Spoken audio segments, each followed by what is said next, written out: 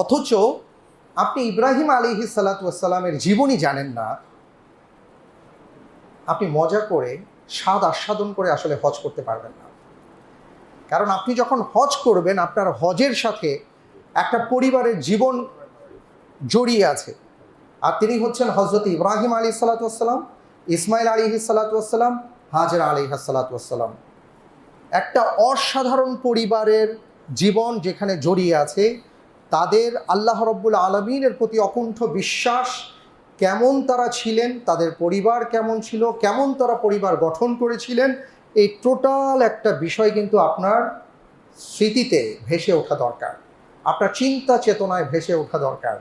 কারণ আপনি যখন পাথর নিক্ষেপ করতে যাবেন, আপনি সেখানে ইব্রাহিম আলাইহিস সালাতু ওয়াস সালামের ছেলের স্মৃতি পাবেন, আপনি হাজরা আলাইহিস সালাতু ওয়াস সালামের স্মৃতি পাবেন। আপনি সাফা মারুয়া যখন সাই করতে যাবেন, সেখানে মা হাজেরার স্মৃতি পাবেন। আপনি জমজমের পানি যখন পান করতে যাবেন, আপনি সেখানে ইসমাইল আলাইহিস সালাতু ওয়াস সালামের স্মৃতি খুঁজে পাবেন।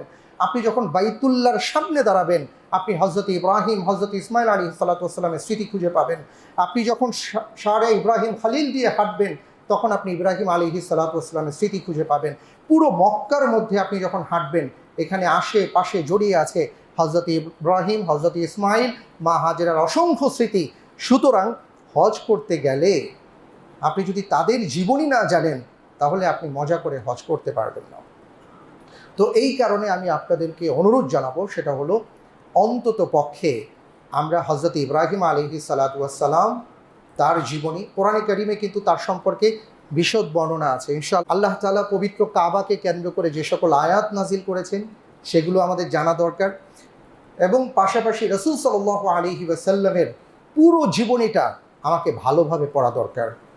কারণ আমার এমনভাবে হজ করা উচিত, আমি যখন মক্কা এবং মদিনায় যাব, আমি যেন জীবন্ত মক্কা এবং মদিনাকে আবিষ্কার করতে পারি।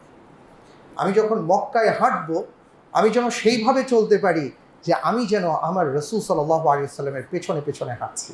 সুবহানাল্লাহ।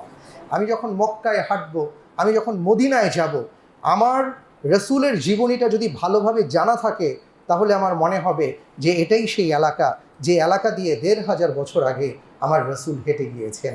এটাই সেই জায়গা, যেই জায়গায় আমার রাসূল হয়তো বসেছিলেন। এটাই সেই জায়গা, যেই জায়গায় দাঁড়িয়ে আমার রাসূল কথা বলেছিলেন। এমন প্রত্যেকটা জায়গায় আপনি জীবন্ত মক্কা এবং মদিনাকে খুঁজে পাবেন। যদি সেটা করতে পারেন, দেখবেন যে হজের কি মজা, কি স্বাদ, এবং আপনার মনে হবে আল্লাহ, এই হজে না আসলে তো আমি বুঝতামই না যে জীবন কাকে বলে।